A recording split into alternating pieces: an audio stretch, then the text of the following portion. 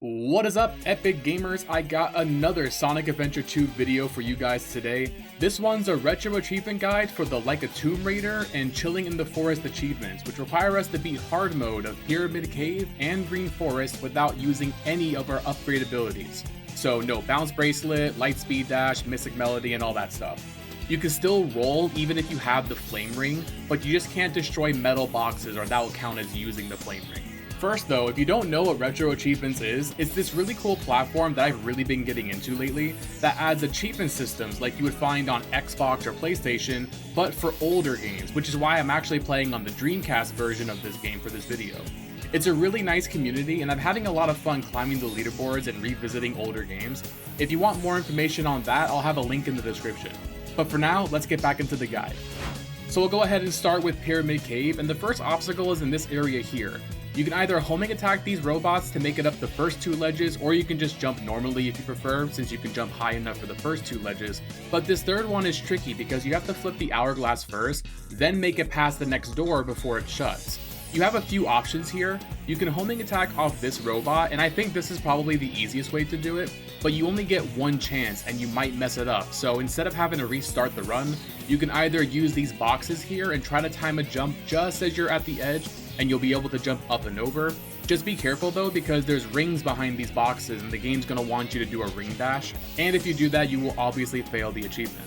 Alternatively, you can do a spin dash jump off this snake statue, and then that'll give you enough height to get over there. I find this to be a little bit easier than the box method, but just use whatever works for you. If you do decide to use the robot, make sure that you do not jump from the hourglass and go right into a homing attack, or you won't have enough height to get to the next area. Make sure you land on the ground first, then homing attack.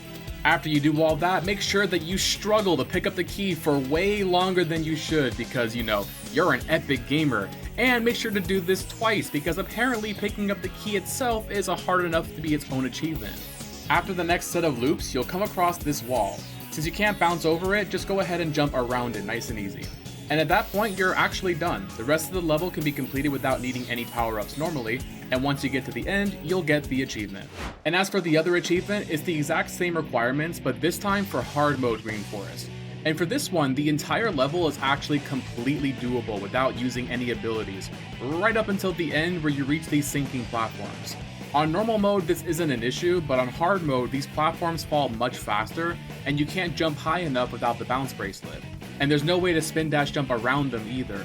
So the solution is actually going to use this tree, which is conveniently angled so that we can spin dash jump off of it, and that'll give us enough height to make it past the final area, and from there we can simply jump up, hit the spring, land on the goal, and that'll get us the achievement.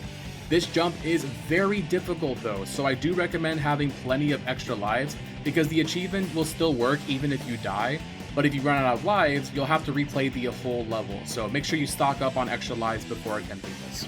I hope you guys found this guide helpful if you're attempting this for yourself, and if you aren't on Retro Achievements, I highly recommend it. It's becoming like my new obsession for me personally, and there are tons of other fun challenges for Sonic Adventure 2 that I'll be covering in later videos. And of course, I stream the gameplay right here on YouTube as well as Twitch TV, so if you're new to the channel, consider dropping a follow if you enjoyed the video.